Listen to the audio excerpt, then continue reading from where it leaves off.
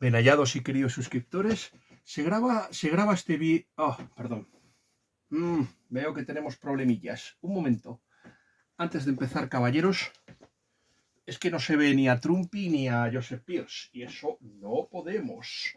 Non pusumus. No podemos permitirlo. Que no se les vean, puesto que ellos son los protagonistas, mis queridos y bien hallados suscriptores. Lo que se deseaba decirle... También vamos a ver un poquito más. Bueno. A ver, esperen. Bueno, volvemos a empezar otra vez. Bien hallados y queridos suscriptores. En este caso se graba hasta hora de la mediodía. Pero cierto. Consejo que me dio el bueno. Vale. Como decía Hilaire Belloc, y esto lo digo por Joseph Pierce, es mucho mejor que le quemen a uno en lugar que de a sus libros, o sea, o morir aplastado por los libros, es mucho mejor. Hoy vamos a... se graba este vídeo porque seguramente por la tarde no se tendrá ocasión de poder hacerlo y se llevaba mucho tiempo sin grabar vídeos.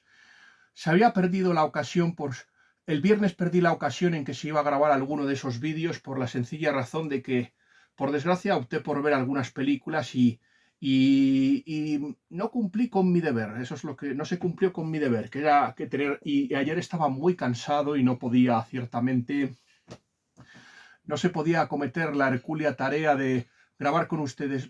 Lo primero que se les desea decir, mis queridos y bien hallados suscriptores, es recomendarles un vídeo que he colgado ciertamente, en el que el gran youtuber polaco Jan J. Franczak y mi admiradísimo Joseph Pierce, del que hoy vamos a hablar. De hecho, Joseph Pierce puede ser hoy el escritor más importante, aunque también hablaremos, y se les tiene preparado también otra sorpresa. En este caso no se va a hablar de ningún libro, se van a comentar algunos artículos, vamos a hacer un comentario de texto o una exégesis, eso es lo que se les quiere decir. Se va a hablar de algunos artículos atrasados y vamos a hablar de un montón de escritores. Sí, mis queridos suscriptores, aquí no solo vamos a hablar de los libros que yo lea, sino que también vamos a hablarles de escritores que seguramente ustedes no conozcan y de los que no les hablarán, pero es necesario que ustedes los conozcan. Y de hecho puede ser también un popurrí de noticias porque también voy a tratar otros temas. Se les estaba diciendo que este tema es muy interesante, el tema en el que han hablado. Ese vídeo también se compartirá con ustedes en el canal, el vídeo de Jan J. Es muy cortito, no durará ni más ni 10 ni 11 minutos. Yo me he levantado a las 8 para poder oírlo porque siento un gran aprecio por el señor Jan J. Franczak y porque ya sabéis que yo soy un grandísimo admirador de Joseph Pierce y es mi ocasión de poder disfrutar de él, de Guidosis. En este caso, tanto Jan J. Franczak como el señor Joseph Pierce han hablado y comentado... han comentado sobre el drama y la tragedia griega, en este caso, y la relevancia política. Han hablado, por ejemplo, del señor de Kagan y cómo la tragedia ha forjado la imagen política, ciertamente. Se ha hablado muchísimo del tema de la providencia y la influencia la influencia de la misma, en este caso, en el desarrollo de la obra, ciertamente, y se ha hablado también mucho de Antígona, del propio Sófocles, se ha hablado muchísimo de Antígona. Por cierto, que no me acordaba del nombre del rey, mientras Joseph Pierce y Jan J. Franczak, cuyo canal de YouTube se les recomienda, también por favor, les ruego que se suscriban a ese canal de Booktube. Además es que los vídeos del señor Franczak, de Pani Franczak, a diferencia de los míos, son muy cortitos y eso es lo que se les desea decir. Yo creo que van a aprender muchísimo. Hay, por supuesto, 3 maestros de la tragedia griega que son Sófocles, Esquilo, que estoy deseando leerlo porque dicen que es el más piadoso de los escritores griegos, y luego está, por supuesto, Eurípides, que es el que aparentemente es el menos interesante, pero todos aportan algo. Sin embargo, yo creo que Sófocles el más interesante. Sófocles es sin duda alguna el más interesante de todos esos escritores, ciertamente. A ver si se me puede ver. Madre mía, con Pierce. Sófocles, bueno, vamos a hacer una cosa. Bueno, Sófocles es el más interesante de los dramaturgos griegos. Es muy interesante este tema por una sencilla razón, porque el profesor Manuel Alfonseca y yo, sí, también vamos a citar al profesor Manuel Alfonseca, hemos hablado en nuestra correspondencia, en nuestras misivas en Goodreads. Sí, y luego ya les comentaré también un asunto muy interesante en Goodreads, eso es lo que se les quiere personalmente decirles a ustedes. Se comentará va a ser la siguiente lectura de enero, pero mientras tanto vamos a seguir ciertamente con este tema. El profesor y yo estábamos hablando de las diferencias entre la comedia, el drama y la tragedia. Yo es que prácticamente, el profesor por supuesto ha dicho que es prácticamente, el drama y tragedia son prácticamente inextinguibles, pero la diferencia y lo que hemos debatido es, yo creo que la tragedia siempre es la obra en donde la obra acaba mal. Es la imagen que yo tenía de la tragedia. Pero el profesor me dice que hay tragedias en las que hay veces que el final es feliz. Por ejemplo, con Efiginia de Táuride, que me ha puesto ese ejemplo. Yo sigo diciendo y sigo en mis 13 y eso es lo que se les quiere decir. Por eso será muy interesante y se les recomienda a ustedes ver el vídeo de Joseph Pearce. Y bueno, el segundo tema que se va a hablar, porque esto va a ser hoy un popurrí de temas muy interesantes, es que mi jefe, don Alberto Balaila, en el canal de Sinvergüenza 2.0, mi jefe, porque ya sabéis que es judío y por lo tanto, y con esto quiero demostraros que también hay judíos que están muy preocupados por el destino de los cristianos y que no son mala gente, como muchos han llegado a decir. No, mi jefe es un hombre muy bueno que además me ha dado la oportunidad de hablar en su canal del sufrimiento de los cristianos. Es verdad que él ya quería grabar un vídeo sobre eso y como no se encontraba nadie, eso sí, me han proporcionado el padre Ramonese, a quien envío un abrazo, me ha proporcionado una persona que seguramente hablará en nuestro canal de lo que está pasando con los cristianos en Nigeria. Eso es lo que se les quiere decir. Pero aún así, como no sabíamos si íbamos a poder disponer de él, el tío Alberto y yo hemos grabado un vídeo, que grabamos un vídeo el jueves y se ha subido el sábado. Por supuesto, lo compartiré con todos ustedes y espero su más sincera opinión si ustedes me hacen el placer em, tienen la oportunidad y el placer de verlo. O sea, yo reconozco que no es el mejor de mis vídeos, pero yo considero que fui muy políticamente incorrecto es verdad que se me escaparon muchas cosas y no llegamos el tío y yo a contar una explicación de lo que está pasando. ¿Por qué no se paran las matanzas y por qué el Vaticano no está denunciando esto con suficiente rigor? Sí le he prometido a mi jefe grabar una segunda parte, o me gustaría a mí grabar una segunda parte, explicando cómo llegó el problema a Occidente, cómo llegó el problema y también ver si hay alguna posibilidad de frenar este proceso. Yo no creo que se pueda, o ralentizarlo. Yo creo que por desgracia no tiene solución porque yo creo que es una sociedad que está al borde de su extinción o desaparición, pero este tema ya se comentará cuando hablemos del artículo de la Carmen Posadas, que es muy interesante. Ese tema es muy interesante y ya hablaremos. Veremos a ver si es una reacción, pero puede que la reacción llegue un poco tarde y que pase como ha dicho Juan Manuel de Prada en una feliz metáfora, que Occidente esté como esa persona que está a punto de sufrir una apoplejía y a punto de fallecer. Creo que nos encontramos en este punto y esta especie de vitalidad sea engañosa. Creo que muy posiblemente sea muy tarde. Habría que tomar medidas muy enérgicas que creo que Occidente no está dispuesto a tomar y creo que después de tantos años de secularismo es algo terrible. O sea, están muy preocupados mi jefe, que es judío, también por la desaparición que podría ocurrir de los cristianos en África. Hay un artículo que también podría compartirlo de un periodista camerunés que dice que como no se ponga freno a las matanzas que están ocurriendo en Nigeria y de cristianos en África, por cierto, también quería dar las gracias al señor Alfonso Taboada, que me envió una información diciendo que 16 enfermeros han sido asesinados en el Congo. Si no ponemos freno a las matanzas en Nigeria, en el año 2075 dejará de haber cristianos en Nigeria. Eso es lo que ha dicho ese artículo. Y hemos hablado también de los ataques, hemos por supuesto denunciado al Daesh y a Boko Haram, y se han denunciado los ataques que ha habido en Mozambique y en el Congo. Me aterra particularmente lo que está pasando en el Congo, y eso es lo que se les quiere decir a todos ustedes. Me aterra por una sencillísima razón. Lo que pasa en el Congo es terrible porque es un lugar que desde la independencia de Bélgica, ya saben ustedes que eso, que el tema del Congo es tremendamente complicado porque ya conocen la novela famosa de El corazón de las tinieblas y el terrible y las matanzas que se organizaron en la época de Leopoldo II, que trató el Congo como su parque particular. Lo hizo tan mal que el gobierno belga, que tampoco fue maravilloso, le retiró la propiedad del Congo y se la pasó al Estado belga, pero no mejoraron las cosas. Llegaron a hacer zoos humanos, donde se exhibía a los pigmeos y a los negros como si fueran animales. Eso es lo que ha pasado y es un fallo terrible de nuestro, ¿cómo se diría yo?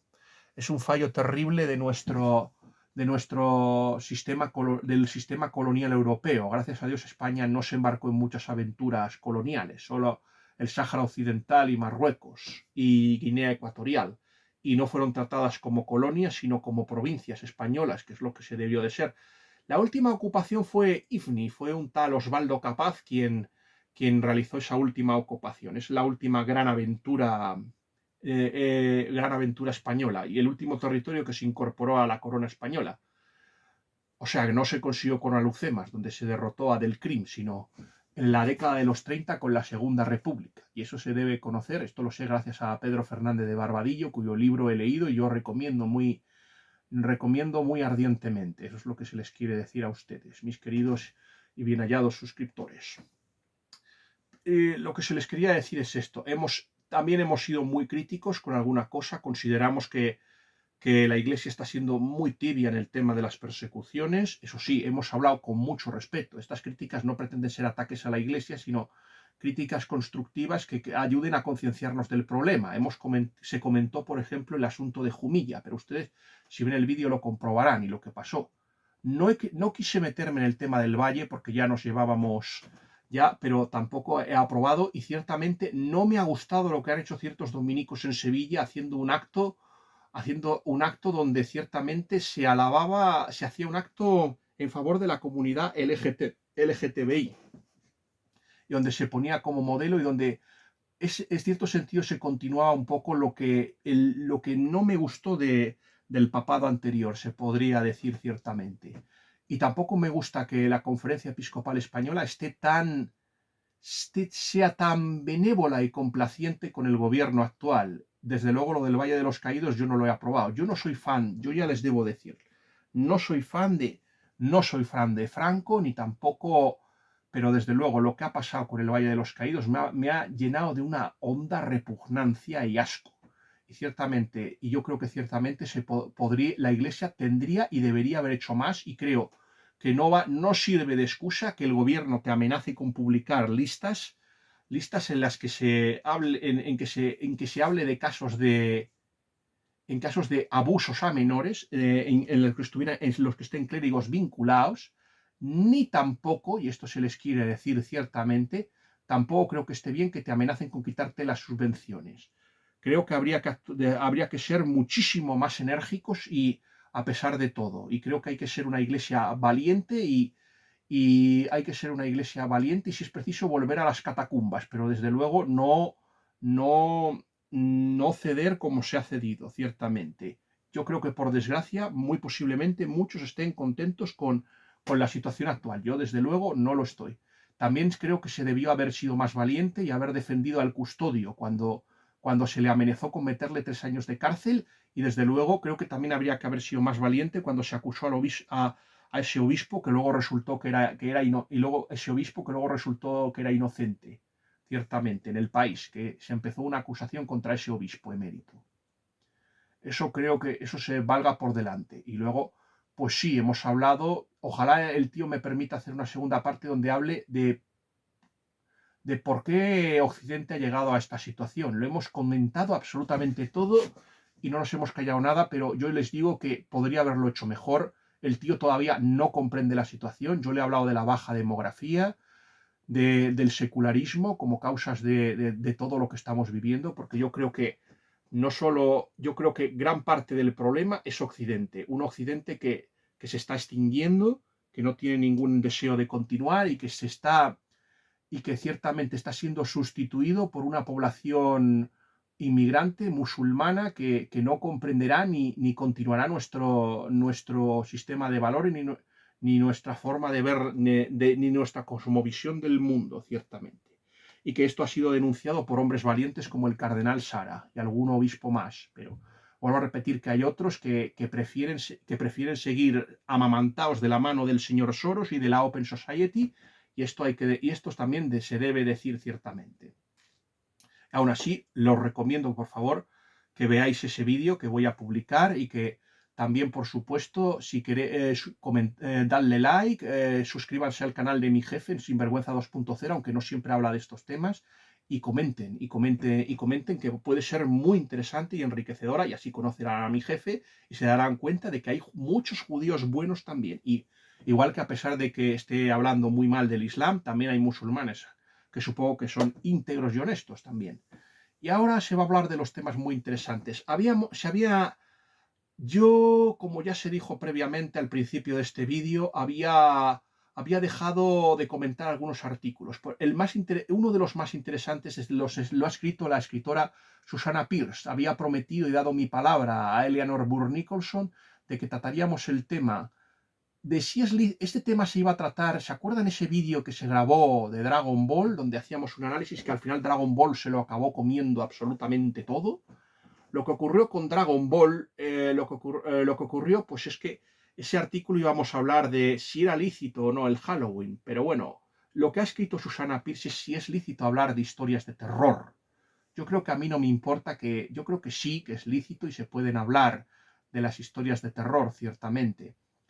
Yo voy a intentar personalmente pegar todos esos artículos y para que ustedes puedan personalmente leerlos. Es que estarán en inglés y es un poco más difícil, pero se les recomienda que hagan un esfuerzo. Ya sé que este canal ciertamente de momento tiene muy pocos suscriptores, muy pocas y pocas visualizaciones, pero yo creo que que a pesar de las leyes tan restrictivas que va a meter YouTube, que en el 2026 va a endurecerse, y no va a permitir vídeos de 8.000 que tengan menos de 8.000 visualizaciones, yo creo que este canal merece que se le dé una oportunidad por lo que cuenta y que está infrarrepresentado y creo que merece muchísimo más de lo que tiene. Eso sí que se les debo decir. Y yo creo que ciertamente YouTube no está haciendo. Yo sé que voy a decir algo muy duro. Yo soy un poco como Azaña, como decía un amuno de Azaña, temedle, es un escritor sin lectores. Pues a mí me pasa que soy un youtuber sin suscriptores, pero yo creo que no es únicamente culpa mía, aunque yo creo que tengo también gran parte de la culpa por lo mal que comunico, ciertamente, y por lo largos y tediosos que son mis vídeos, pero también quiero decirles que YouTube creo que no está haciendo lo suficiente para promocionar los vídeos. Eso sí que se los debo. Yo soy el principal responsable, pero también YouTube tiene una buena parte de culpa, en mi opinión, y eso es lo que se les quiere decir. Y por eso, ciertamente, y es una lástima porque yo creo que lo que yo hablo es muy interesante, pero aunque no se le esté dando una oportunidad, y yo creo que el tiempo va a demostrar ciertamente que yo tengo razón. El tiempo demostrará ciertamente que yo tengo razón y que lo que yo digo es muy interesante. Y eso es muy interesante lo que dice la señora Pierce, que es que ha imitado perfectamente a su marido. Yo creo que sí, que es muy perfecto y legítimo. Yo, de hecho, a mí me gustaría que el día de todo, por ejemplo, lo primero que dice la señora Pierce es que, Susana, por cierto, es que debemos entender el famoso Halloween, aunque a mí no me gusta. Yo creo que hay que hablar de la noche de todos los santos, la All Halloween, o la noche de difuntos. Yo creo que hay que hablar personalmente de que a mí no me parece ilegítimo. Yo creo que yo siempre he sido fan de comer buñuelos y huesitos de santo y yo creo que deberíamos volver a rescatar la tradición de representar el tenorio, por ejemplo.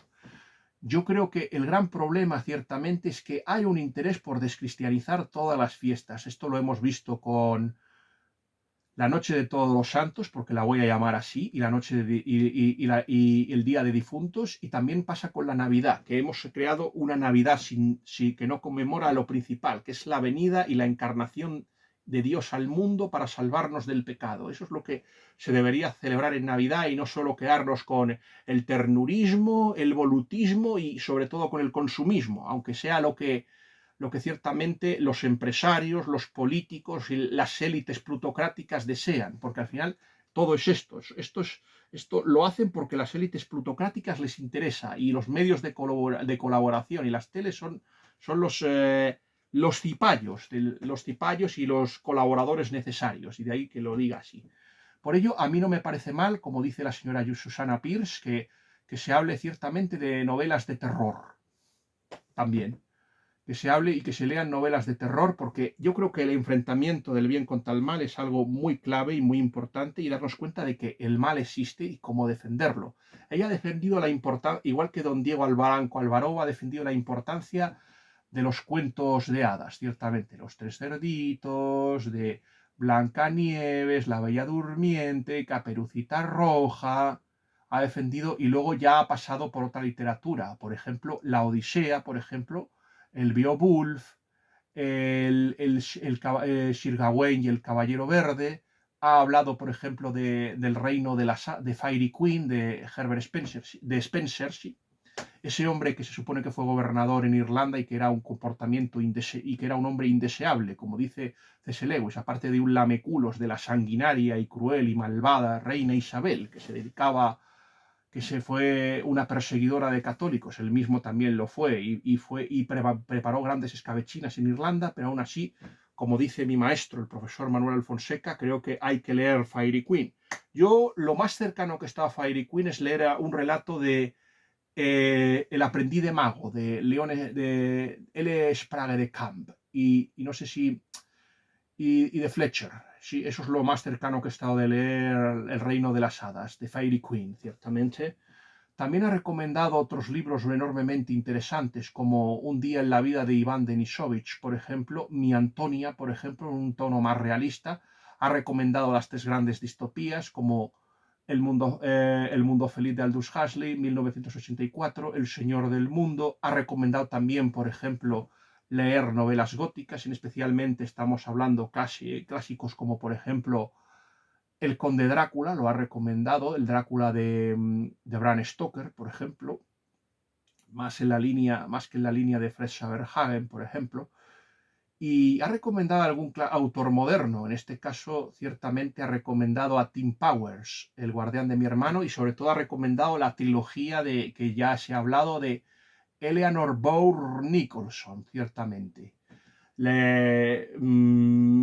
Hermano Lobo, Malish y sobre todo Un hábito sangriento, de la que ya se ha hablado aquí. Dice que se puede leer cualquier tipo de literatura. Por supuesto, también ha recomendado a William Shakespeare, Macbeth, Sueño de una noche de verano, Hamlet, El Rey Lear. Ha recomendado todos esos libros. En realidad Susana Pierce ha continuado valientemente siguiendo la línea de su esposo, ciertamente. Y lo que se les quiere decir a ustedes, mis hallados y queridos suscriptores, es que ella permite que se lean los libros, mientras que los libros no estén mal escritos, no sean inmorales o sean libros perversos. Eso es lo más interesante del artículo de la señora Pierce. El siguiente artículo que me gustaría compartir con ustedes es un artículo muy interesante escrito por Dwight Longenecker. Dwight Longenecker es un sacerdote estadounidense, anglófilo, que en un principio era muy protestante, pero fue a Inglaterra y se acercó al anglicanismo. Creo que ya de Dwight de Longenecker a Joseph Pierce le dedicó un artículo dedicado a Mi querido Dwight, o algo así, Mi adorable Dwight, en el que en un principio habló de Dwight in Armour y luego le dedicó otro artículo a Dwight Longenecker porque pensaba que el Dwight del que estaban hablando era el otro, era el otro Dwight de Longenecker. Este Dwight de Longenecker ha hablado de algo muy interesante, de una experiencia misionera y de un convento del padre Ignatius. Creo que ya le hemos hablado personalmente de Kilber, cuando personalmente se hizo algo muy interesante con el padre Kilber, que es comentar el desagrado que le producía a Dwight Longenecker, por ejemplo, Diario de un cura rural, y yo lo comparto. Yo me he mostrado muy crítico, ciertamente, con Diario de un cura rural, personalmente. Me he mostrado muy crítico con ese libro, con Diario de un cura rural, porque yo ya se les dijo que ese tema me parecía que estaba muy cercano al jansenismo y me mostré muy crítico con ese libro. Este padre de Kilber fue a ver a un convento de, de, uh, de monjes y que estaban en Gales y parecía que Kilber, que era anglicano, consideraba que no iba a tener muchísimo éxito. Y luego comentó la vida de, de Eric Gale. Eric Gale, ya saben ustedes que es cantero, se casó con una mujer llamada, que era institutriz, llamada Ethel Moore, y se convirtió al catolicismo. Estaba muy influido por William Morris y se acercó al distributismo chestertoniano de G.K. Chesterton e Hilaire Belloc, por supuesto. Es muy interesante lo que se les cuenta aquí, personalmente. Se acercó al distributismo chestertoniano. Pero Eric Gale también era famoso por sus esculturas, ciertamente. Sin embargo, parece ser que su vida privada era un hombre que dejaba mucho que desear y que tenía muchas aventuras extraconyugales, ciertamente, y esto lo ha afeado el autor. Lo ha comentado Fiona McGarth, una tal Fiona McGarth en su biografía. Y luego, y es muy interesante por esto, ver el tema de Gales, porque es muy interesante conocer a Dwight Longenecker. Es una lástima que Dwight de Longenecker no había escrito novelas, que es una lástima que no se las hayan publicado. Me hubiera gustado mucho leerlas. Me gustaría hablarles de otro escritor muy interesante. En este caso estamos hablando de Francis Joseph Bilsher, Bradley Bilsher. Me gustaría. Es muy interesante el artículo que ha escrito sobre San Agustín. Estamos hablando casi todos los artículos que les vamos a comentar, y al final habrá dos dedicados a Juan Manuel de Prada y a la Posadas, que hoy ha estado muy interesantes los artículos del XL semanal y merecen un comentario, ciertamente. Los siguientes artículos muy interesantes, aunque el más interesante va a ser el de la joya, el de la gema descubierta de un escritor muy interesante llamado Francis Marion Crawford. Estaba mirando allí porque allí se supone que es el libro de Francis Marion Crawford del que se les va a hablar a ustedes. Se había hablado yo les recomiendo una cosa, que a gente como Francis Bradley Bilsher, por ejemplo, y a gente como Christopher Shannon, por favor, que les lean. Es muy interesante, y otro artículo que ha escrito Christopher Shannon hablando del anticatolicismo de los padres fundadores americanos y cómo a pesar de todo pasamos de la reforma y la lucha contra el papismo, cómo fue clave en la independencia de los Estados Unidos. Sí, y este es un historiador americano. Yo les recomiendo a este hombre, a Christopher Shannon, y a gente como Charles Akoulombe y Francis Bradley Bilsher. Bradley Bilsher también es muy interesante porque es alguien que, aparte de conocer a los Inklings, este hombre me parece que se quedó en el desierto y allí sufrió una conversión. Era también un gran apasionado de J.R.R. Tolkien y de los juegos de rol, y conoce también mucho a los Inklings y ha estudiado la figura de Russell Kirk. Y es una persona fascinada por el conservadurismo. Es muy interesante el artículo que ha escrito de San Agustín y explicar el sentido de la historia de la ciudad de Dios. Por eso se les recomienda este artículo. No voy a hablar mucho de este artículo, pero aparte de San Agustín, deben aprender dos nombres muy interesantes que ya los conocerán, o por lo menos la gente. Estamos hablando de Nikolai Berdyaev y sobre todo Christopher Dawson. Eso es lo más interesante de la ponencia del señor Francis Joseph Bradley Bilsher. Es lo más interesante. Y ahora se va a hablar de lo más interesante, el artículo escrito por el gran escritor Joseph Pearce, de la Gema Escondida. Ya saben ustedes que en Crisis Magazine, Joseph Pearce, personalmente, había dedicado un artículo para los héroes no cantados de la cristiandad. Por cierto, que Pearce también ha escrito unos artículos muy interesantes, hablando también de William Shakespeare, ciertamente, de que primero no cree que Shakespeare le hayan escrito varios su obra, cree que es un solo autor, y que ciertamente el gran desconocimiento que hay de la figura de William Shakespeare, que por cierto sufrió un descrédito después del siglo XVI, ni siquiera la restauración monárquica pudo contribuir a levantar la fama de Shakespeare. No sería hasta el siglo XVIII cuando William Shakespeare, en parte por Samuel Johnson y también por Tom Arnold, volvió otra vez ciertamente a recuperar su prestigio en las letras inglesas. Ciertamente, y eso es lo que se les quiere decir. Dicen que el gran descrédito a la figura de William Shakespeare se debe a que era un fuera de la ley y que era católico y que ciertamente tenía que escribir en secreto y muy posiblemente que en el retiro de William Shakespeare y su retirada a Stratford upon Avon, lo que influyera ciertamente fuera la campaña de los puritanos contra él, y piensa que el incendio del globo no fuera un accidente, sino un acto de terrorismo perpetrado por gente del secularismo moderno y también por los calvinistas, ciertamente, que pudiera ser una operación para destruir a William Shakespeare y acallar al bardo o al cisne de Avon, que eso es lo que piensa Joseph Pearce en uno de sus brillantes artículos. Pero y también sí, dedicó otro muy interesante para contar y hablar de todos esos santos, a santos cristianos que no han sido alabados, ciertamente, que es el Día de Difuntos. El Día de todos los Santos se alaba a los santos que reconocidos y canonizados por la Iglesia, pero también aquellos que han mostrado en virtudes heroicas y cristianas y no han sido canonizados por la Iglesia. Y también el Día de Difuntos habla de eso, también. Y eso es lo que se les deseaba comentar, pero vamos a volver otra vez a este brillante artículo. Es muy interesante este artículo de Joseph Pearce, porque primero nos dice que hablaba en esos héroes no contados de la cristiandad, hablaba de dos escritores muy interesantes, ciertamente, y apúntense la editorial, Cluny Editorial. Ciertamente Cluny Editorial ha editado obras de esos escritores de los que les quiero hablar. A Maurice Baring ya se le dedicará algún día algún vídeo, porque es un escritor que ustedes deben de conocer. Era el tercer amigo del grupo. Vamos a ver si ustedes lo pueden ver. Veremos a ver, ¿lo ven?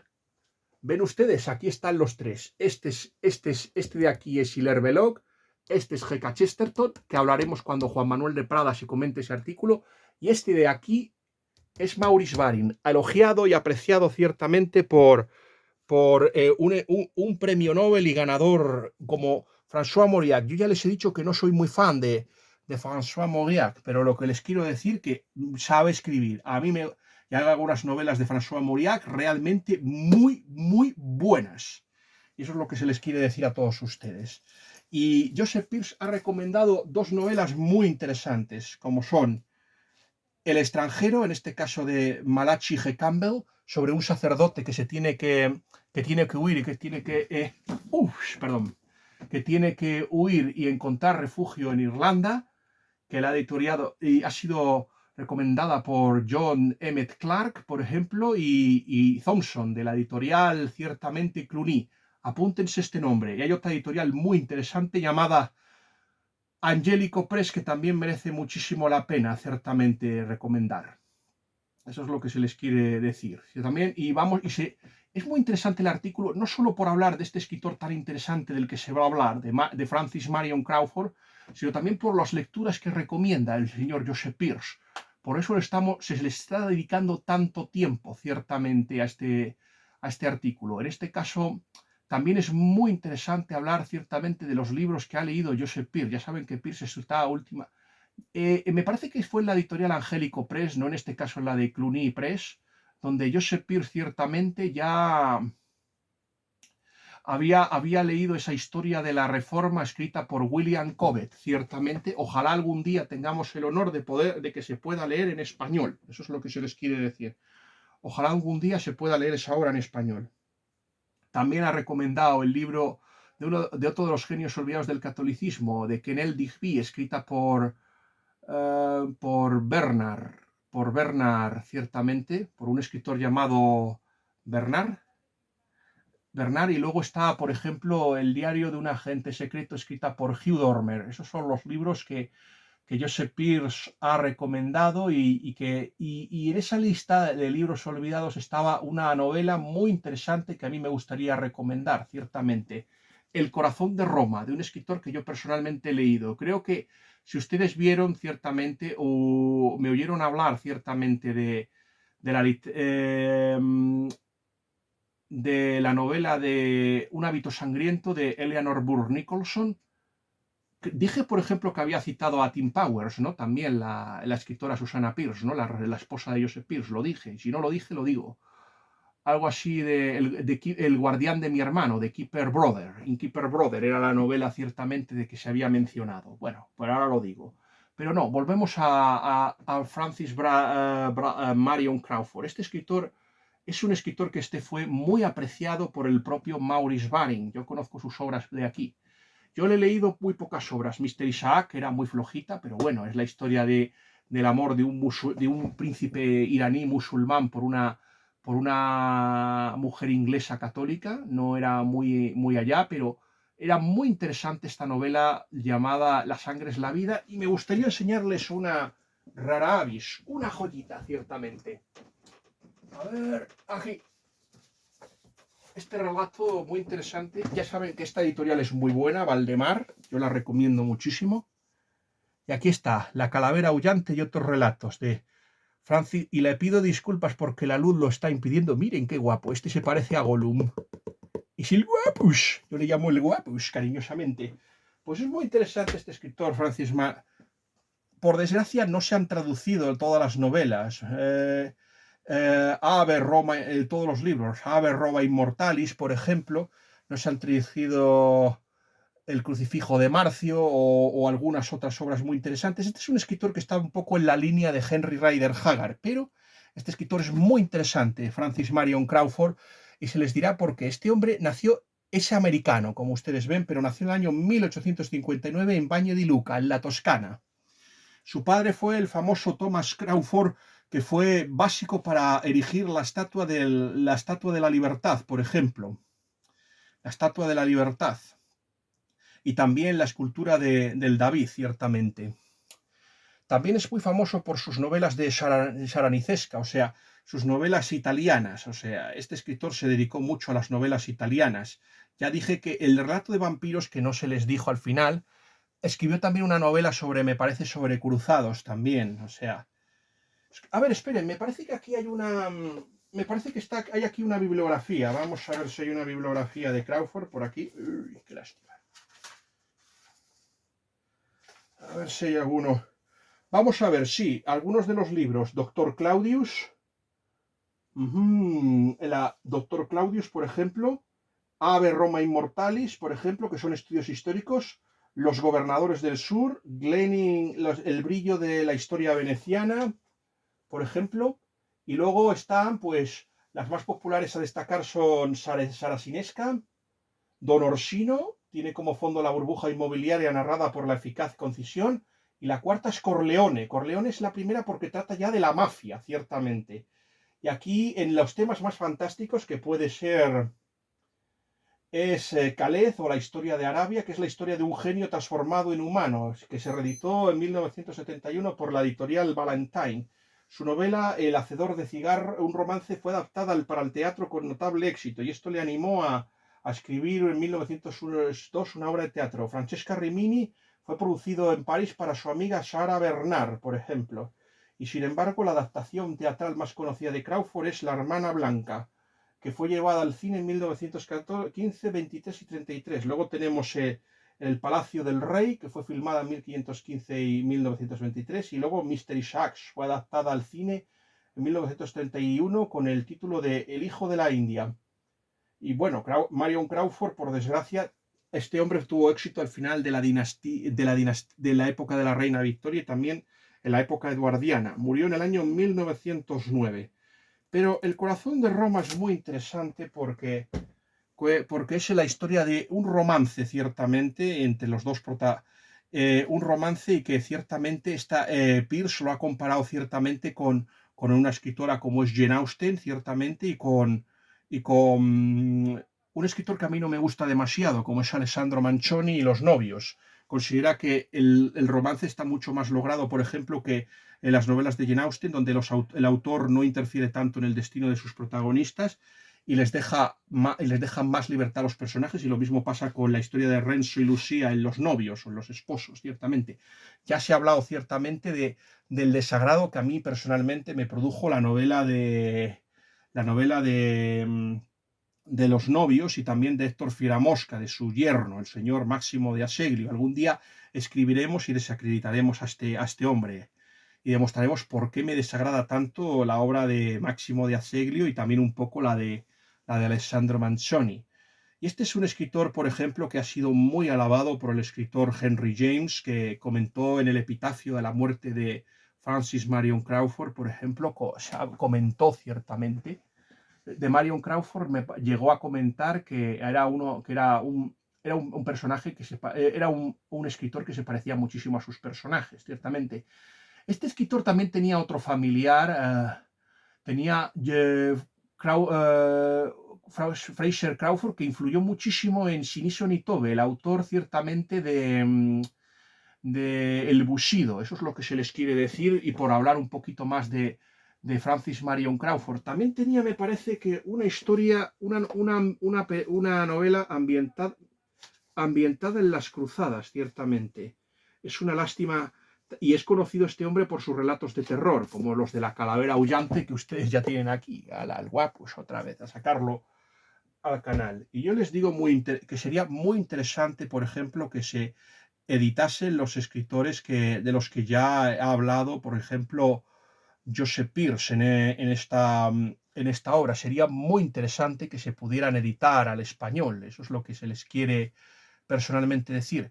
En cuanto a Joseph Pearce, sí, también ha sacado otro artículo, pero no era tan interesante, ciertamente, el artículo de Joseph Pearce. Ha hablado de una representación del Rey Lear en una escuela cristiana donde se habían suprimido frases, por ejemplo, de Edgar y del pequeño Thomasin y del bufón, ciertamente, y había comentado que habían quitado el sentido más católico de la obra, presuntamente, porque esos diálogos que presuntamente les parecían tan pueriles y estúpidos, en realidad escondían la grandeza de la obra, y ciertamente son claves para la conversión del protagonista, del Rey Lear, que había sido engañado por sus hijas, Gorily y Regania, ciertamente.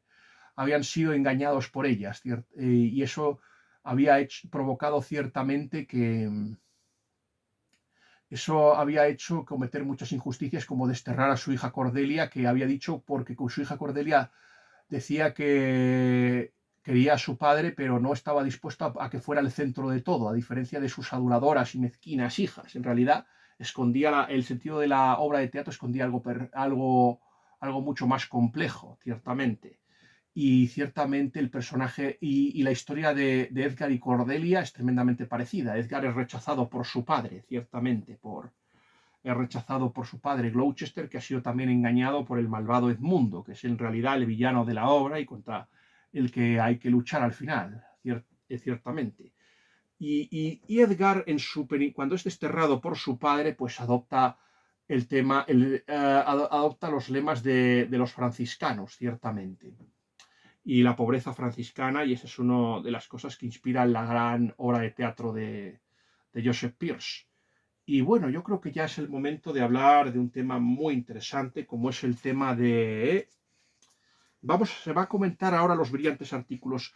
El artículo de Odiada Edad Media, aquí lo tenemos. Odiada Edad Media. Ya quiero decirles que si no leyeron el artículo anterior, la de Animales de Compañía de Juan Manuel de Prada, el de Visionarios Equivocados, por favor que lo hagan, porque es una excelente reseña, por ejemplo, del gran Joseph Pearce. En Odiada Edad Media vamos a leer el artículo y vamos a ir comentando. Ya saben que lo que me dedico yo los domingos, aparte de ir a misa, es a ir ciertamente y leerle los artículos a mi padre. Así que lo vamos a hacer, y mientras lo leemos vamos comentando si ustedes desean y estiman oportuno. Odiada Edad Media. Entre los tópicos más groseros y enquistados en la mentalidad contemporánea se cuenta a considerar que la Edad Media fue un periodo oscuro de la historia de la humanidad. Sin embargo, la Edad Media llegó a albergar una forma de civilización como quizá no se haya dado en ninguna otra época. El camino que lleva a aquella época de esplendor irrepetible no fue fácil, desde luego.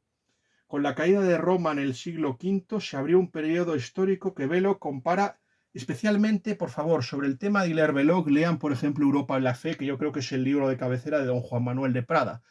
Ojalá a ver si algún día Juan Manuel de Prada se anima a leer personajes de la Reforma, o por ejemplo cómo ocurrió la Reforma, o las grandes herejías. Yo le animo y el horizonte de Juan Manuel de Prada se ampliará incluso muchísimo más. Yo vuelvo a repetir que no es una crítica, sino una recomendación. Ya saben que no estaría leyendo este artículo si no me hubiera agradado o desagradado. Y yo ya les digo que ha sido lo primero, ciertamente. Este es el tema de la Edad Media, ya la defendimos, como ya vieron ustedes en la reseña de la interesantísima novela Eifelheim, personalmente. Se abrió un periodo histórico que Gilles Belloc compara con la hojarasca que cubre el suelo de un bosque, formada por la desintegración de una flora anterior y destinada a ser el lecho del que surgirá otra nueva.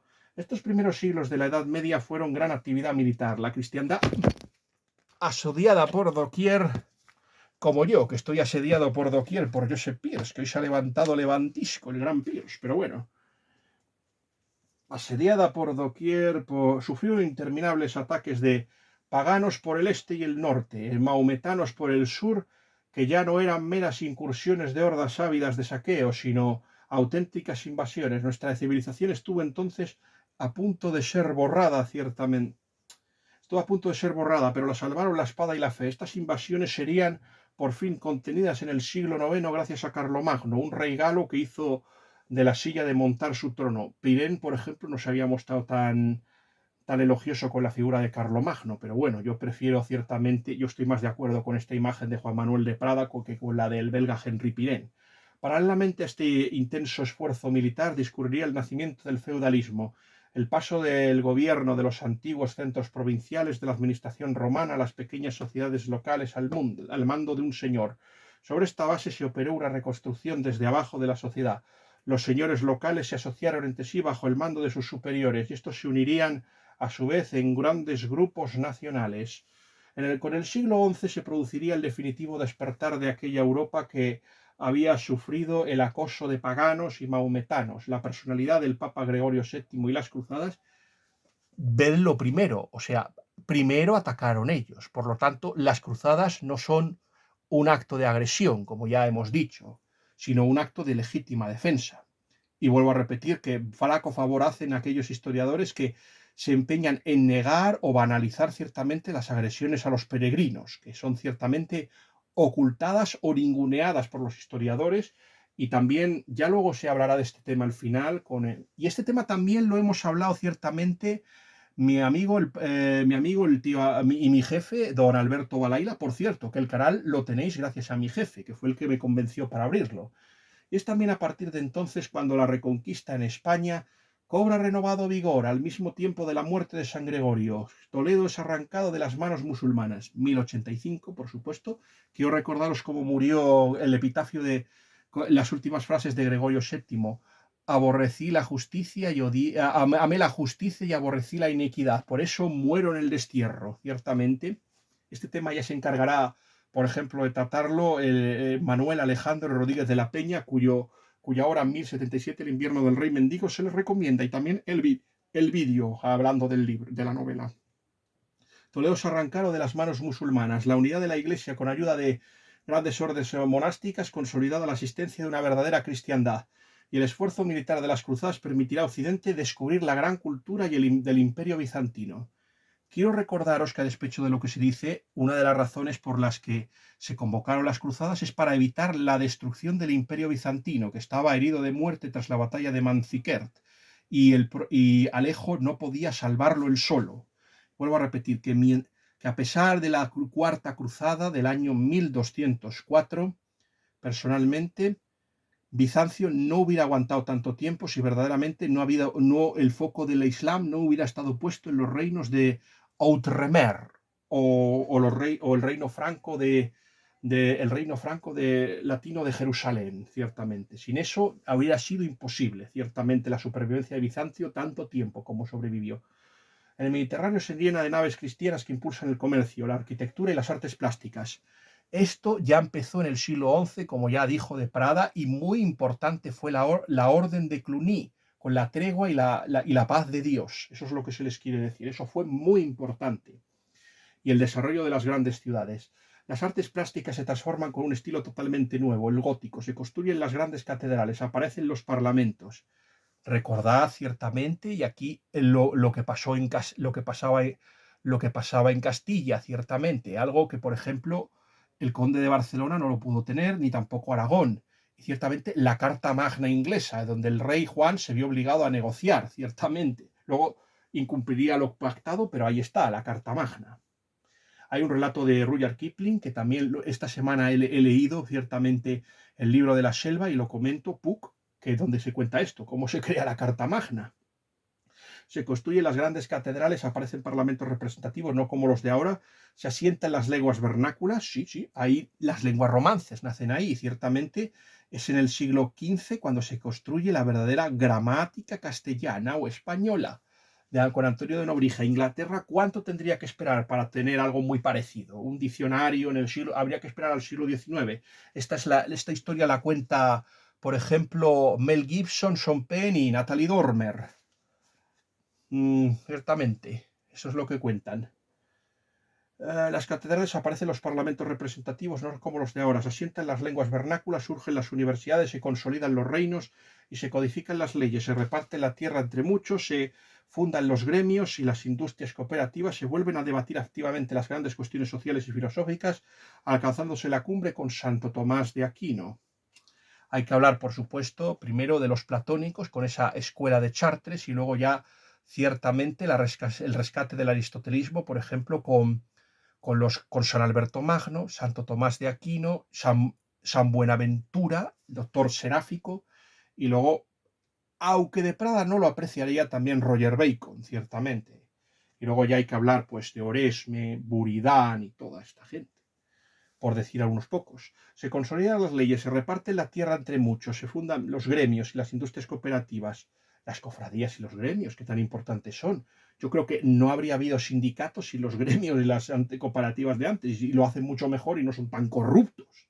Alcanzándose la cumbre con Santo Tomás de Aquino en toda Europa, se crece y robustece con un apetito de verdad intenso y palpitante. Por desgracia, aquella edad de oro empezaría a decaer desde mediados del siglo XIV. Triunfaron las intrigas. Ya sabéis que el gran problema del siglo XIV, ya sabéis que uno de los grandes problemas es ciertamente que los monarcas fallecieron demasiado pronto, hubo un cambio también climático, como ya ustedes saben, hubo una especie de mini glaciación y luego ya llegó la peste.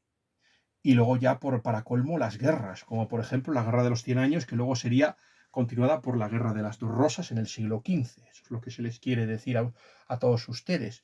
Pero uno de los grandes problemas es ese, que el rey, personalmente, el rey, al ser menor de edad, era fácil y manipulable y utilizado, ciertamente. Hubo algunos reyes como Alfonso XI que gobernaron bastante tiempo porque llegaron muy jóvenes, pero por desgracia el heredero que dejó era demasiado turbulento. Era un hombre que le pasó como Alfonso X. Era un hombre que, digamos, que no estaba en la sintonía de los tiempos. Si hubiera nacido en el siglo XVI, hubiera tenido muchas más posibilidades de haber triunfado Pedro el Cruel.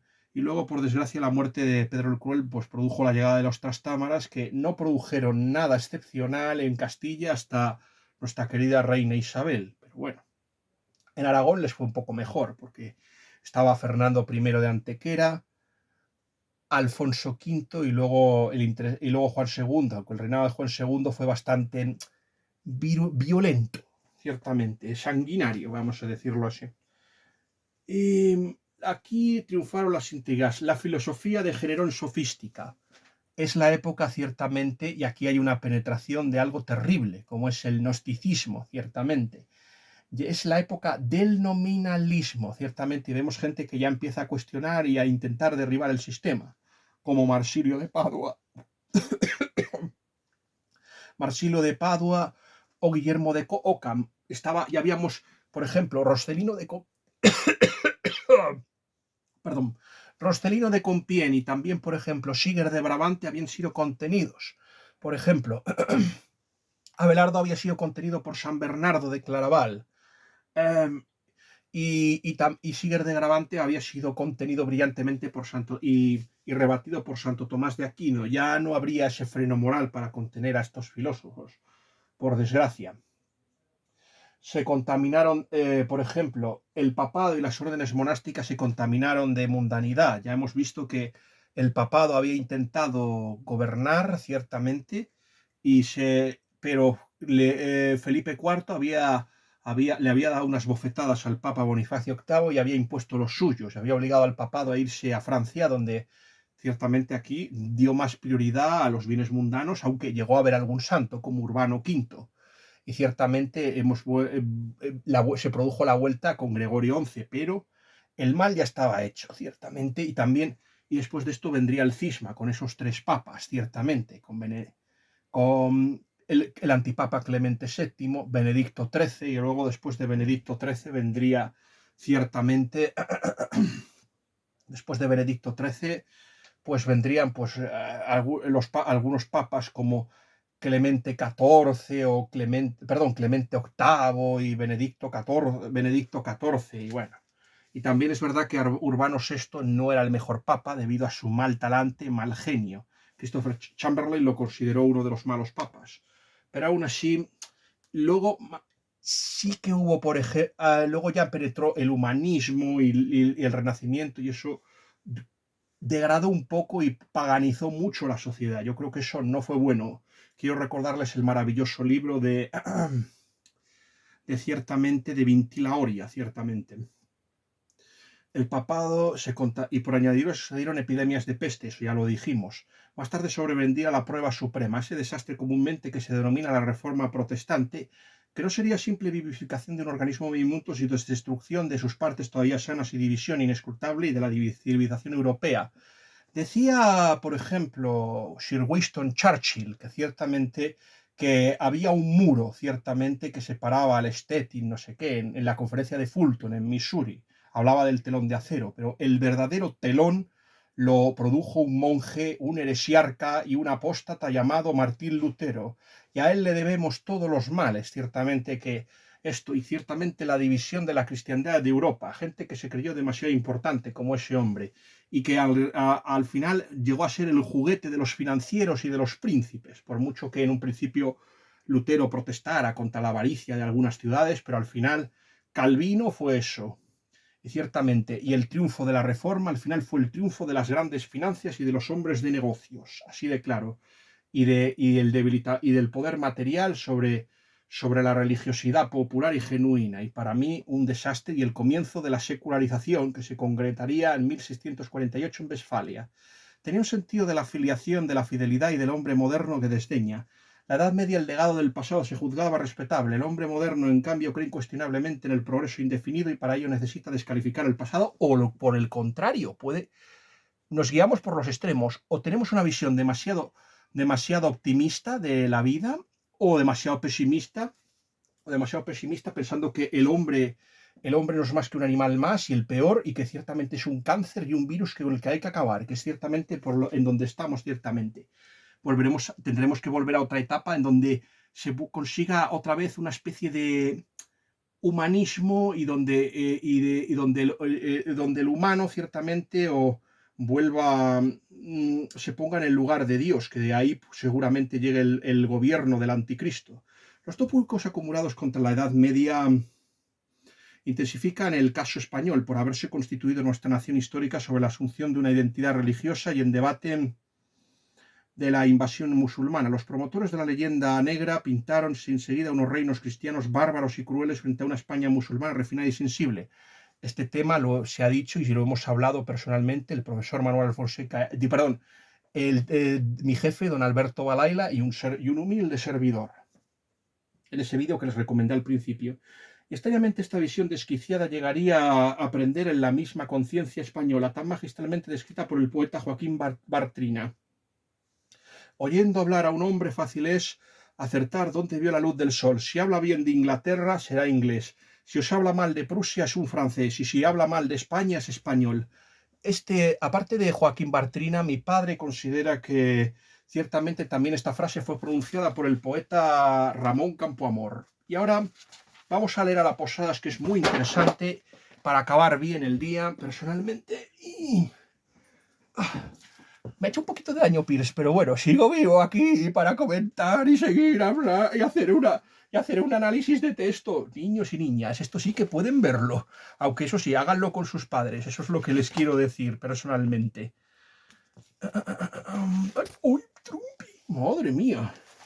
Oye, se me han revolucionado las tropas, madre de Dios. ¡Ay, madre! Se me han amotinado. Trumpi, que te voy a dejar sin cacahuetes, como te portes mal. Te voy a dejar sin cacahuetes. Vamos a ver. El retorno. Vamos a ver, yo no soy muy fan de las posadas. Yo leí una. Yo ciertamente le leí una novela a la Posadas y no me gustó.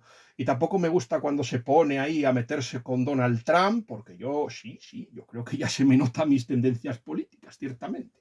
¿Por cómo creéis que mi elefante se llama Trump y por lo que se llama? Por supuesto. Él y yo somos fan de él. Sí, somos fans.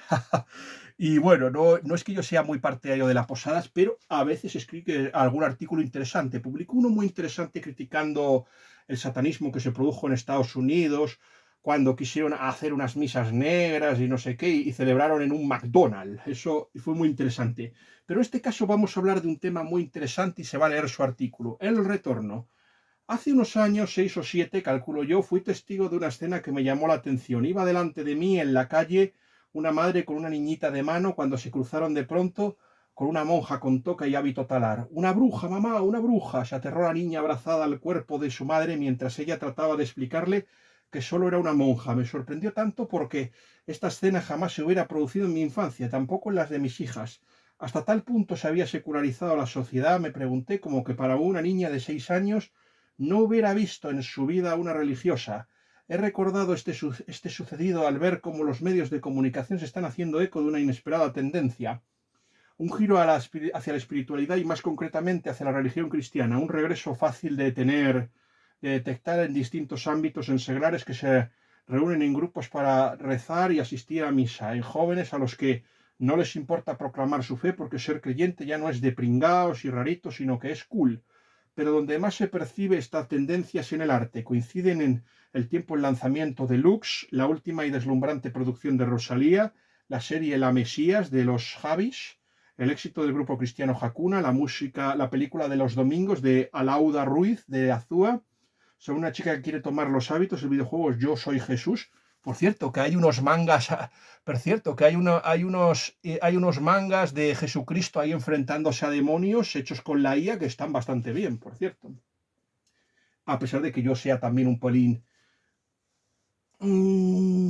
desconfiado con la IA. Sobre una chica que quiere tomar los hábitos, bueno, sí, así como el lanzamiento estelar de diversas biografías de Jesús de Nazaret.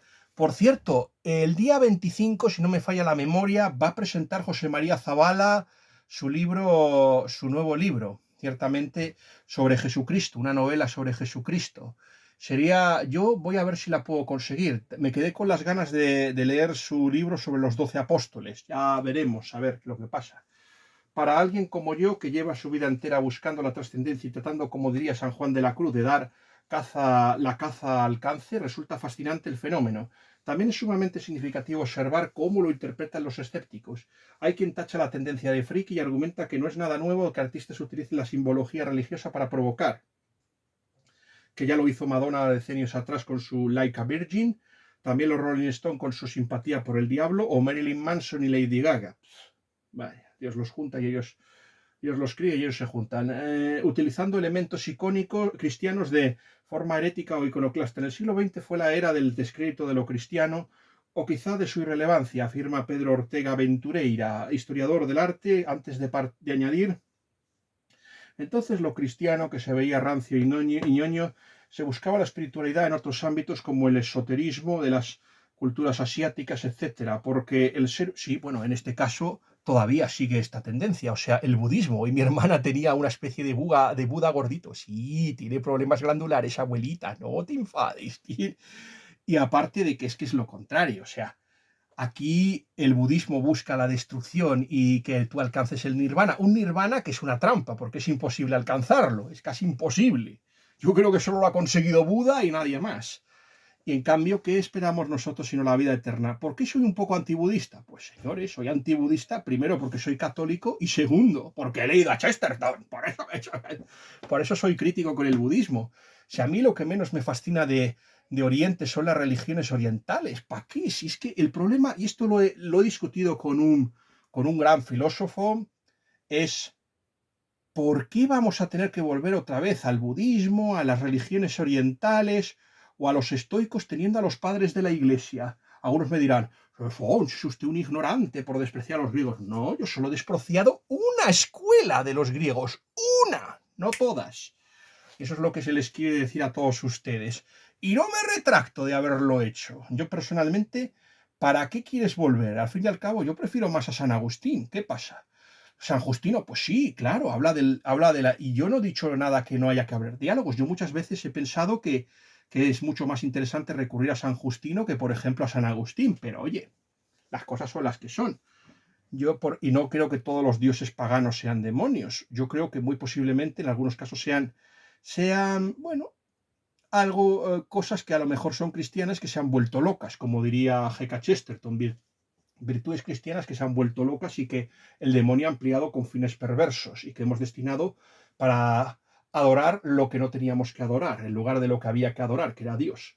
Ahora, en cambio, el fenómeno es distinto. Lo que antes parecía caduco y obsoleto vuelve a cobrar significado, no como provocación como ocurriría en el siglo pasado, sino como necesidad. Ya sé que mucha gente dice que no necesita la espiritualidad para nada y que Dios y la religión son cuentos de viajes, pero a ellos me gustaría recordarles las palabras del asesino de Dios. Hablo de Friedrich Nietzsche. ¿Y cómo acabó el asesino de Dios? Loco, loco loco y en un psiquiátrico por culpa de la sífilis. Así acabó. Así que, como diría el profesor Manuel Fonseca, Dios 1, Nietzsche 0.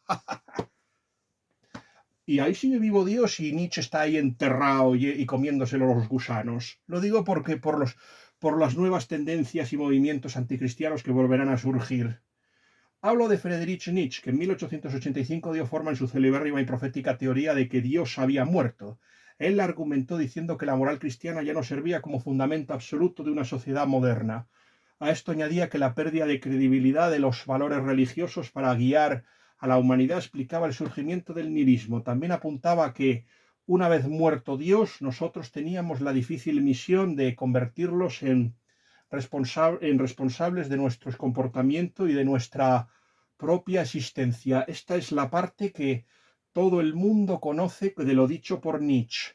Pero existe otra parte de su teoría igualmente reveladora, reveladora y profética. Decía él que una vez borrado Dios de la ecuación, el peligro era rellenar su vacío no solo con el egotismo y la autosuficiencia, y también con una serie de creencias sustitutivas, hasta algunas muy estúpidas. Lo que voy a decir ahora es de mi cosecha y completamente a la violeta, pero me da la impresión de que más de un siglo después de matar a Dios, después de 140 años de sustituirlo por nihilismo, consumismo, individualismo y también por otras creencias ajenas a nuestro acervo cultural como el budismo, el reiki, la nueva era, el gnosticismo, ciertamente, etcétera, hemos regresado a la casilla 1, a la vieja, obsoleta, cuestionable y llena de claros oscuros creencia cristiana. ¿Cómo es posible? No habíamos quedado en que aquello era una filfa. Sí, pero la gente necesita de una cierta espiritualidad en sus vidas y al final es más fácil vehiculizarla a través de la cultura que de los símbolos y de los ritos no son más cercanos y propios. Y evidentemente esto no quiere decir que los jóvenes de ahora acepten todo el pack doctrinal que a nosotros nos tocó aprender de niños, pero en un mundo cada vez más lleno de certidumbres incógnitas, una vez más, y Nietzsche dice, tener un porqué para vivir hace soportar cualquier cómo. Yo es que voy a decirles una cosa, yo creo que hay que buscar también, como hacía Michael Ende, como hace Annie Dillard y como hacen otros, o como el propio Somerset Maugham. Yo creo que es necesario buscar, yo creo que hay una verdad, que todo lo que dice el cristianismo es cierto y que el objetivo y el sino de cualquier persona es obtener la salvación eterna. Y esto se hace creyendo en Dios y obedeciendo y practicando el amor y la caridad. Así es como uno consigue verdaderamente la salvación, que es su verdadero objetivo y creo que por lo que se viene al mundo, cualquier persona. Unos lo pueden conseguir más fácilmente y otros no. Creo que todo tiene un propósito personal. Y me gustaría acabar, porque puesto que ya mi familia desea comer y yo soy, ya saben que tengo más hambre que el propio Pantagruel, me gustaría acabar diciendo que esta semana seguramente, no sé si se habrá otro vídeo por la noche, me temo que no, porque supongo que ya estaré muy cansado, pero si lo hubiera seguramente a lo mejor me atrevería a hacer un vídeo del 7 del Calvario de Anthony Boucher. También me gustaría decirles que esta semana me dedicaré a escribir. Ah, quería enseñarles antes de marcharme mis nuevas comprillas también. ¡Socorro! Ha habido suerte. A ver, voy a enseñarle. Por cierto, que también quería hablarles personalmente de. Hemos estado el profesor y yo hablando también mucho de, ya saben, que va a ser una de mis futuras críticas también. Hemos estado hablando personalmente del libro de Michael de O'Brien de Paisajes sin dragones, y va a ser muy interesante, y la visión del profesor es muy interesante. El profesor tiene una visión un pelín más crítica que la mía, pero a los dos nos ha gustado la obra de Paisajes sin dragones y va a ser muy útil para mi crítica. He comprado esto y, por cierto, este libro va a ser muy interesante porque voy a hablar un poquito de mi pasado, cuando yo era aventurero y me dedicaba a jugar al rol, y esto me será muy interesante para hablar de los reinos olvidados y de un preámbulo de un gran vídeo que algún día narraré en mi canal. Y también vamos a hablar de uno de los escritores, de Joseph Pearce, por ejemplo. Estamos hablando ya habíamos dicho que Michael de O'Brien había hablado de varios escritores y uno de ellos es Stephen Lougheed. Pues resulta que me pasé por la tienda de segunda mano y encontré estas cositas. Personalmente, aquí tienen ustedes la mano de plata y finalmente también esto. Esta semana, por supuesto, estaré trabajando porque voy a escribir un montón de críticas. La primera va a ser Paisajes sin dragones, pero habrá más. Habrá más porque tengo muchas lecturas pendientes. Bueno, espero que este vídeo haya sido de su gusto. Por favor, suscríbanse, denle like y posten comentarios interesantes. Y si quieren, por favor, que les hable de cosas tan interesantes como las que le he hablado y de escritores de los que nadie más seguramente hable, o muy pocos, por favor, háganse miembros de este canal, suscríbanse, denle like, posten y bueno, háganse suscriptor, que es lo más importante. Nada más, que Dios les guarde a todos y espero que este vídeo haya sido de su agrado.